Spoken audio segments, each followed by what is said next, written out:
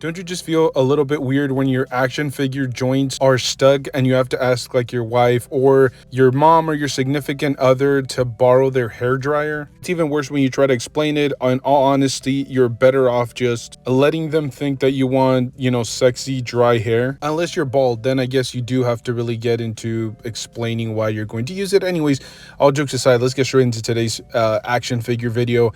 I actually wanted to talk a little bit about the McFarlane DC Multiverse, or just DC license in general, because I've been noticing a trend and I feel like the end is here. The end is nigh, as some people may say. And what I mean by some, I mean like 10 people on planet Earth say the end is nigh. But anyways, that's not what we're here to talk about. I actually wanted to talk about some of these Amazon listings and just in general listings that I've seen from the McFarlane DC Multiverse line and, the other sublines, whether it's DC Direct, Page Punchers, or the Collector's Edition line. These figures are essentially, he's basically putting them in those like t-shirt cannons and just shooting these figures out at people because nobody is buying these. And I think it's either a bad sign that the consumers or his entire or a percentage of his fan base is turning on him and getting ready or ramping up for the Mattel universe, or this is them just not wanting to get stuck with extra inventory, because as soon as McFarlane loses the license, I think people are going to start, and we don't know exactly how this is going to transition. Like, are they just going to get the line and then within a week of McFarlane losing the line, we're going to have new action figures from Mattel?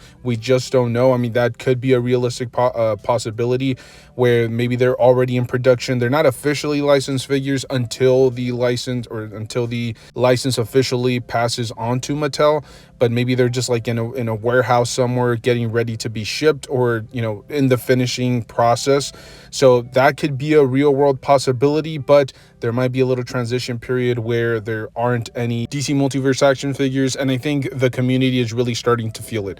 Like, they're starting to really be cautious with what it is that they're going to buy. I know there are a lot of people out there that are loyalists. I've seen plenty of comments of people saying, well, I'm not going to let go of my McFarlane universe. I would never do that. I would never sell. I'd probably give up my child up for adoption before giving up my action figure collection from McFarlane, and I completely respect that. I'm on the same boat. I probably will never sell off my McFarlane figures. I'll pass them on to my children if they're still around.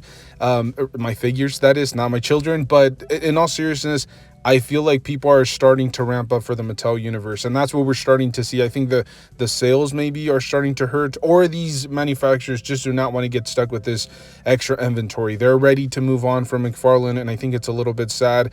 It's that transition period where people are starting to realize what's going to happen in the future, and they're just kind of trying to prepare. Nobody wants to take a loss, especially on collectibles, which is already kind of a pretty small hobby, and then you add the factor that a lot of these are just turning their back on McFarlane. They're getting ready for the new manufacturers that will be taking over the DC line. As of this moment, we only know that it's Mattel, but there might be some other manufacturers that pop up here and there that maybe take over some 7-inch lines from the DC universe. But anyways, I wanted to talk about some of these figures. I did see, for example, the Lobo and Space Hog little deluxe offering that they had not too long ago. I believe that was originally about like $70 to $80. It's not going for $35. I did also see the Bat Manga action figure, which was a part of the collector's edition line. That one originally retailed for $30. I'm not even kidding you, $30. It is now going for $12.99, which, if you're good at math, I'm not very good at math, but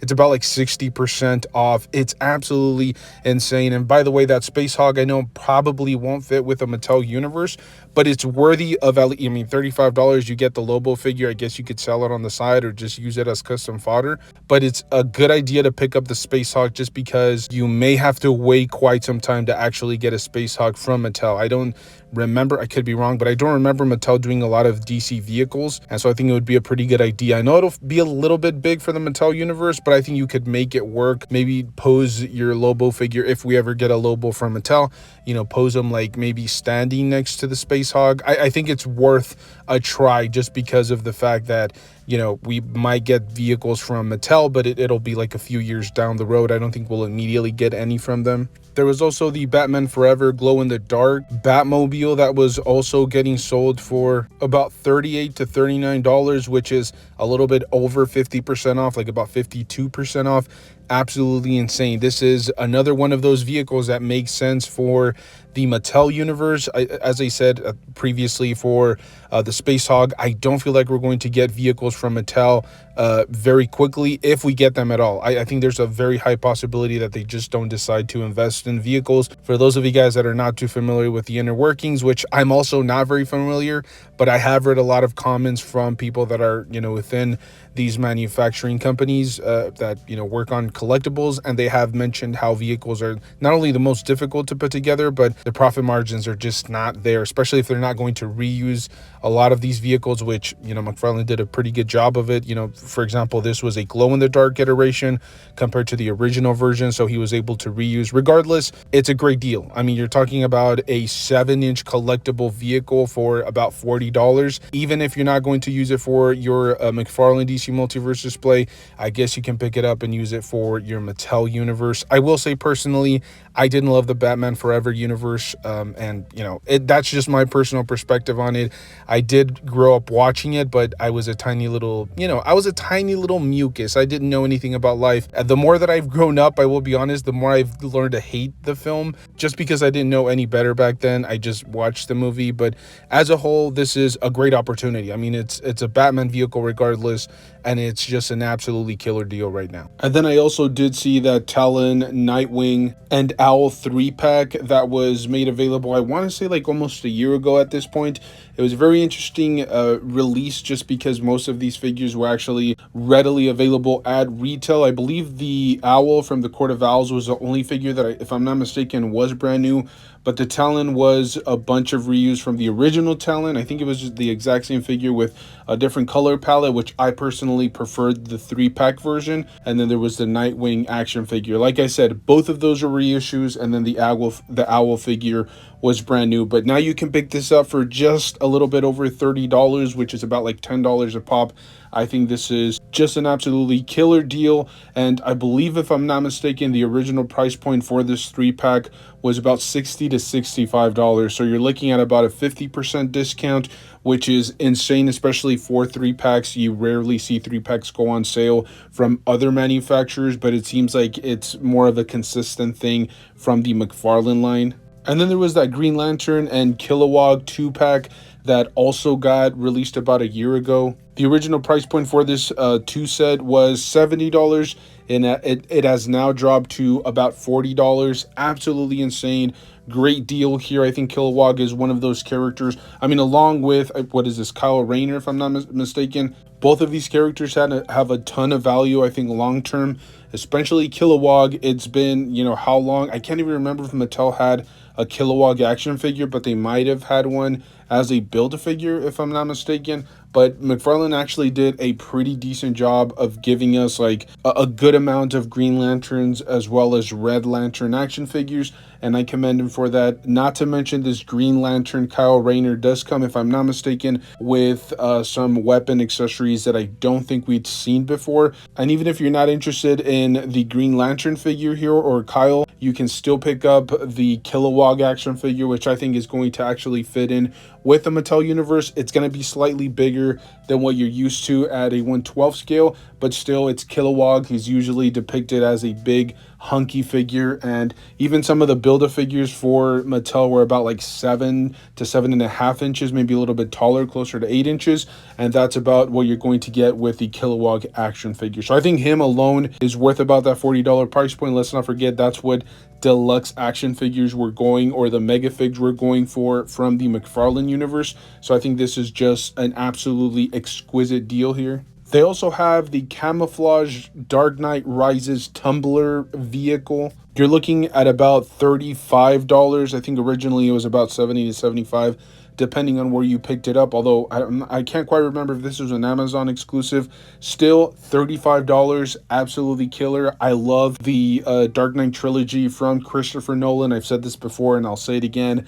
I just didn't jump into it because some of the figures looked a little bit wonky for me, and I didn't really jump into the wave just because of that. I don't think I even ever saw Joker in person, And then when I saw Scarecrow, it really turned me off, and so I didn't pick up the entire wave. But for those people that are really heavy into that Christopher Nolan universe, this is a perfect vehicle. And even if you want to double up, maybe have an extra one on a different shelf or a different display, I think it works, especially for people that are like big into customizing. They want to repaint this and make it more comic book accurate, because we have seen the Tumbler or a Tumbler style Batmobile before in the comic book universe, and I think that this would be a great opportunity as just like custom fodder. And I keep going back to it, but the vehicles, the 7-inch vehicles, might also work with the 1/12 scale Mattel universe, and so I think it makes perfect sense to pick up some extra vehicles just in case Mattel never gives us vehicles, or it takes them at least a couple of years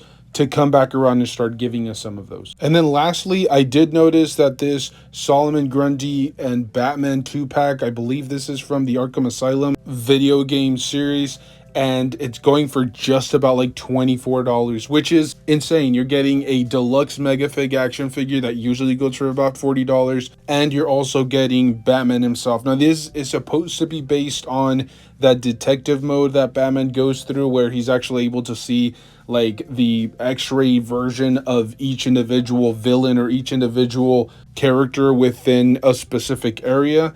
And I thought it was a really cool idea. It was kind of something creative.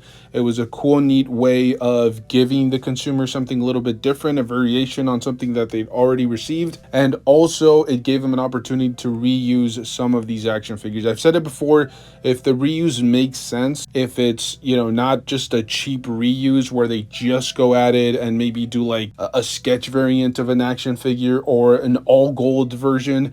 If it's something lazy like that, I'm usually not all for it. But if it's something creative, if it's kind of thinking outside the box, giving the consumers a little bit more value in their display, I actually appreciate that. And this is a perfect example from McFarlane. I love this 2-pack. I personally don't own it just because I didn't really jump into the video game universe. I do own some figures here and there, but for the most part, I stayed away. But if you guys are interested in just picking up extras, I think that Solomon Grundy is a really good opportunity if you're a customizer. Same thing with the Batman. $25, about $24, $25. I think this is an absolute killer deal. Again, just to reiterate, that's Solomon Grundy by himself. Worth mentioning, this wasn't a mega fig, although if it was, it would be about $40. This was actually a build-a-figure originally for that Arkham video game wave, but still it's a figure that regularly you would have to pay about $40 for, and then that Batman you would pay like an extra $23. So you're looking at about $60 to $65 at full retail, and you're now being able to get this figure for about $25. You're essentially getting the Solomon Grundy for free. I think this is a great deal. Like I said, it's worth pointing out that this isn't a part of that spring deal, which I'm consistently seeing on Amazon. This is just like a consistent 2-pack that has been dropping in value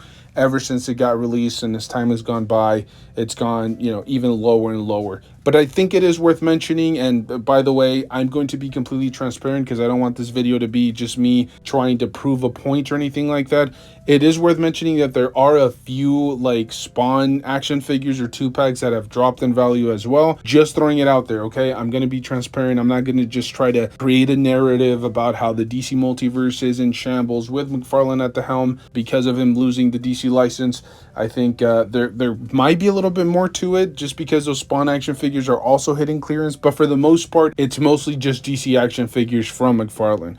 As I said at the beginning of the video, could this be people ramping up for the Mattel universe? Are they ready to let go of their DC action figures from McFarlane? Or is this just like McFarlane as well as the OM saying, you know what, I don't want any more of this. Let's just try to clear out as much of this product as we possibly can because McFarlane is about to lose the DC license. I'm very curious to see what you guys have to say. Let me know down below in the comment section. Thank you guys so much for tuning in. As always, if you guys enjoy this type of rambling content about action figures, make sure to stay tuned because we do this pretty consistently. We're trying to do it on a daily basis. Worst case scenario, I think we do like 5 videos on a weekly basis. It's, it can get pretty fatiguing and tiresome, but I will say I enjoy every second of it. I love talking about action figures. I love ranting on, and hopefully you guys enjoy it just as much as I love putting it out there for you guys. Thank you guys for tuning in. As always, make sure to enjoy the hobby. That's the most important part of all this. Play with your figures, photograph them, all that good stuff, and I'll see you guys in the next one. Thank you.